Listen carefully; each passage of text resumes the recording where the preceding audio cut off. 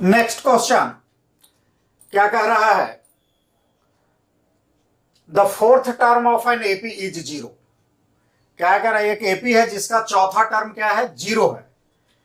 तो prove that 25th term of the AP is 3 times it's 11th term of AP.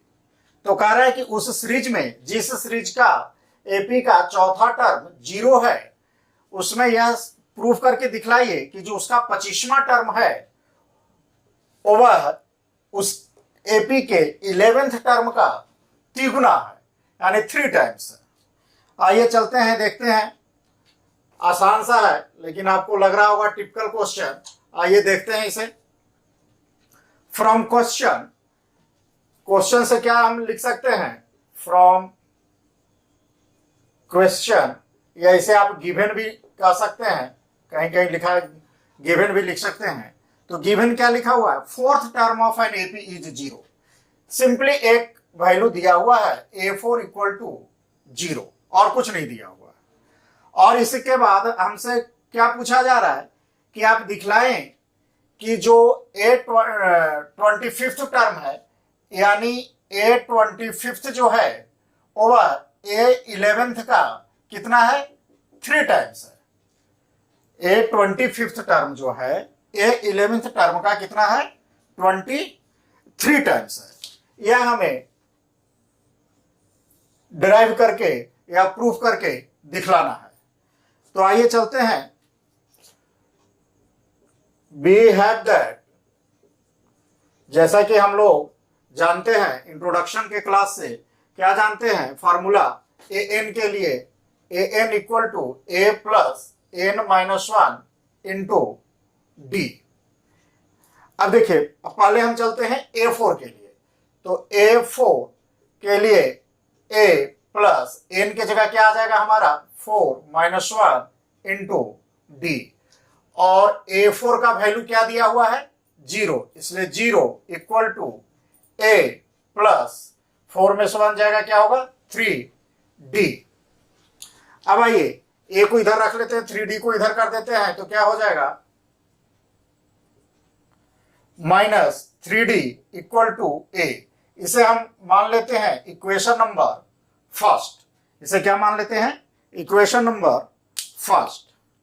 अब आइए, अब हम चलते हैं, हमारे पास दो टर्म में रिलेशन निकालना है। कौन सा? A25th टर्म और A11th टर्म। तो आइए चलते हैं, पहले हम A25th या A11th, किसी को चलिए A11th को चलते हैं। तो फॉर 11th टर्म, तो 11th टर्म के लिए हम इसी फॉर्मूला का इस्तेमाल करेंगे। तो क्या करेंगे? A11 इक्वल टू क्या होगा? a plus n-1 into d.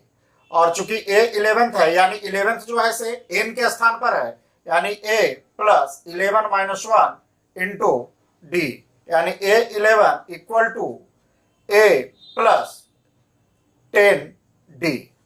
अब देखिए, इक्वेशन फर्स्ट में a इक्वल टू क्या है? -3d है। तो इसे हम यहां पे यदि पुट करें तो क्या बनेगा? A11 a के स्थान पर क्या लिख दें? -3d प्लस 10d, यानी A11 इक्वल टू 7d। इसे हम मान लेते हैं इक्वेशन नंबर 2। और यह कैसे आया? तो यहां पर इसे लिख लीजिए, फ्रॉम इक्वेशन फर्स्ट एवं। यहां से हमने यह वैल्यू पुट किया है। सिमिलरली हम 25th टर्म के लिए चलते हैं। फॉर 25th टर्म, तो 25th टर्म के लिए क्या चलेंगे? तो A25 equal to a plus n के स्थान पर क्या आ जाएगा? 25-1 इंटू डी, यानी A25 equal to a plus, ये कितना? 24 में से 1 जाएगा, 25 में से 1 गया, 24d। फिर देखिए a के स्थान पर हम क्या रख सकते हैं? -3d, यानी A25 equal to -3d plus 24d। यानी A25 इक्वल टू 24 में से 3 चला गया, कितना बच गया 21D। इसे हम मान लेते हैं इक्वेशन नंबर 3। यह भी हमें कहां से आया, सिंस क्या है A इक्वल टू -3D हमने इक्वेशन 1 में डिराइव कर लिया है, उसी को यहां पे पुट किए हैं। अब क्या करते हैं, अब हमारा सिंपल हो गया है और लगभग हम पहुंच चुके हैं। अब क्या करते हैं, इक्वेशन 2 को 3 से डिवाइड कर दीजिए या 3 को 2 से डिवाइड कर दीजिए, कोई फर्क नहीं पड़ता है, आपका क्वेश्चन आ जाएगा, आंसर आ जाएगा। तो हम चलते हैं डिवाइडिंग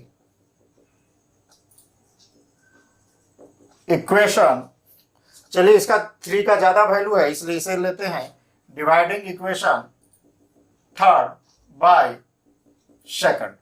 इक्वेशन थर्ड को इक्वेशन 2 से डिवाइड करते हैं, तो इक्वेशन थर्ड क्या है हमारा, A25 डिवाइडेड बाय सेकंड से डिवाइड करना है, सेकंड क्या है A11 और A25 का वैल्यू क्या आया है हमारा 21D और A11 का वैल्यू हमारा क्या आया है 7D, यानी D से D कैंसिल हो गया, 7 या 21, यानी A25 bye A11 equal to 3/1। अब इसे क्रॉस मल्टीप्लाई कर दें तो हम क्या हो गया A25 equal to 3 into A11, और यही हमें प्रूव करना था।